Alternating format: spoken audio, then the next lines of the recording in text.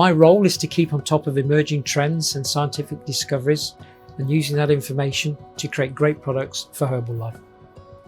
We only choose the very best ingredients for Herbalife products. We have 3 boxes essentially to tick.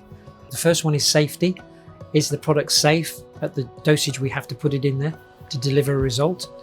Is it efficacious? Does the science behind the ingredients sort of back up what the ingredient's supposed to do? And the final one is the regulatory landscape.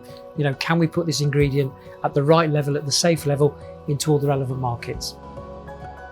For all of our ingredients, we always start with the sensory elements. How do they taste? How do they smell? And how do they feel in the mouth? And then from that very much determines the end format for the finished product. Herbalife, we take quality and safety very, very seriously because we put our consumers' health first.